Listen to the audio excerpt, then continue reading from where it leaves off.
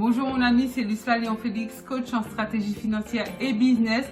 Je te souhaite la bienvenue sur cette chaîne. Ici, je parle développement personnel, entrepreneuriat, business, stratégie financière.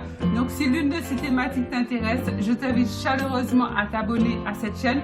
Tu peux également cliquer sur la petite cloche en bas à droite, comme ça tu seras averti par notification à chaque fois que je mettrai en ligne l'une de nos nombreuses vidéos hebdomadaires qui t'apportent du bon contenu comme celle que je m'apprête à partager avec toi dans quelques instants pour booster tes finances, upgrader ta vie et surtout, par-dessus tout, t'aider à atteindre ce niveau de sérénité, de bien-être et de sécurité auquel tu aspires tant. Deuxième chose, va en barre de description, tu verras un lien, clique dessus, il s'agit d'un questionnaire.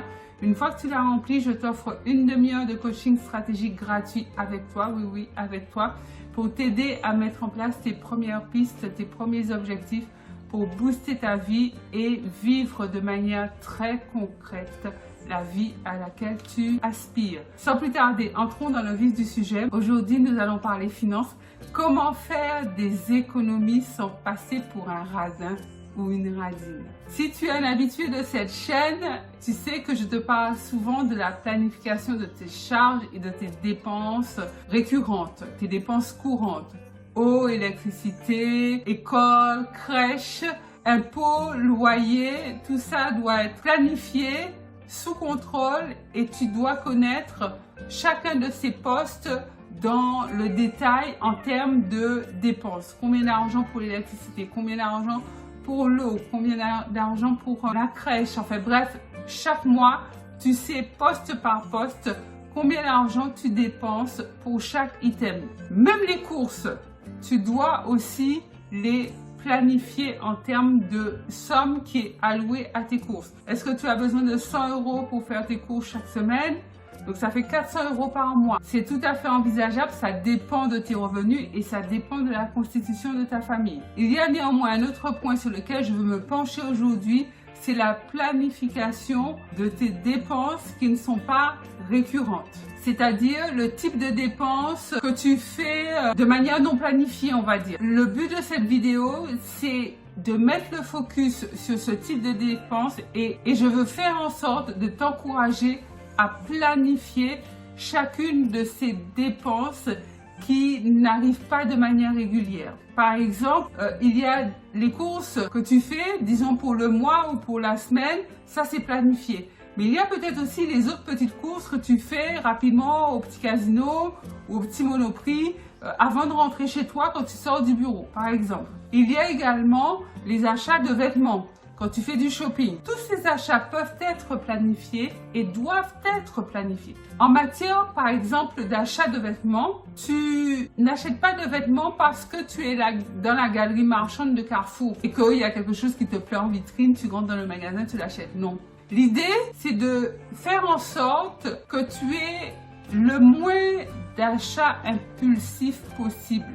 Parce que c'est ça, ce sont ces types d'achats qui vont te permettre de faire des économies. En fait, c'est une sorte de track aux dépenses non planifiées, pas forcément inutiles, mais non planifiées, qui va faire en sorte que tu réalises des économies conséquentes chaque mois. Pour acheter des vêtements, par exemple, tu peux décider que tu n'achètes tes vêtements qu'en période de solde et uniquement en période de solde. Ça veut dire que tu t'interdis d'entrer dans un magasin en dehors de ces périodes de solde. Tu peux également décider que tu t'achètes tes vêtements, les vêtements de la famille, sur les ventes privées. Il y en a tellement. Il y a tellement de sites de vente privée qui vendent des vêtements, souvent des vêtements de marque, à des prix sacrifiés. Donc tu peux profiter de ça et décider que tu n'achètes tes vêtements que sur ce genre de site. Et là, tu feras des achats conséquents parce qu'à chaque fois que tu iras sur venteprivée.com par exemple, tu ne trouveras pas à chaque fois des vêtements qui te plaisent. Ça te mettra dans un système où, comme c'est venteprivée.com, bon, c'est un exemple que je prends, hein, mais c'est ton magasin, eh bien, tu vas acheter dans ce magasin uniquement lorsque tu vois des articles qui te plaisent ou des articles qui correspondent aux besoins de ta famille. L'idée, c'est qu'on arrête les achats coup de cœur que l'on fait lorsqu'on est en mode balade, on se détend, on voit quelque chose qui nous plaît et hop, on l'achète. Autre chose, arrête également les sorties resto ou les plats importés que tu achètes à l'extérieur. Moi, ce que je te conseille de faire, c'est tu fais tes courses et tu cuisines toi-même. Ça a plein d'avantages. Déjà, tu sais exactement ce que tu manges, tu sais dans quelles conditions d'hygiène les plats ont été préparés, tu connais la valeur des aliments que tu achètes et que tu mets dans ton assiette. Tu ne payes pas quelqu'un pour cuisiner pour toi en fait. Parce que quand tu vas au restaurant, littéralement, c'est que tu te dis, bon, je veux pas cuisiner, du coup, je vais payer quelqu'un pour cuisiner pour moi. Oui, tu peux le faire une fois de temps en temps lorsque tu es en mode détente et que tu as vraiment envie de te faire plaisir, mais ça ne doit pas être un système de dépenses qui revient de manière fréquente. En fait. Apprends à planifier un maximum tes dépenses pour que tu aies de moins en moins d'achats coup de cœur. L'idée, c'est pas de supprimer les achats coup de cœur parce qu'on est quand même... c'est bien de se faire plaisir de manière spontanée, mais il ne faut pas que ça soit fréquent et il ne faut pas que ça soit un mode de fonctionnement ou un mode de dépense. Tu as d'autres types de dépenses qui n'ont l'air de rien comme ça, mais elles sont tellement répétées, elles sont tellement fréquentes que je t'invite à les réduire drastiquement. Je dirais même à les supprimer. Tu sais, le petit Starbucks du matin, le petit croissant de la boulangerie qu'on aime tant, la petite pâtisserie que tu t'offres en sortant du bureau, en fait tout ça diminue fortement et si tu peux, supprime carrément.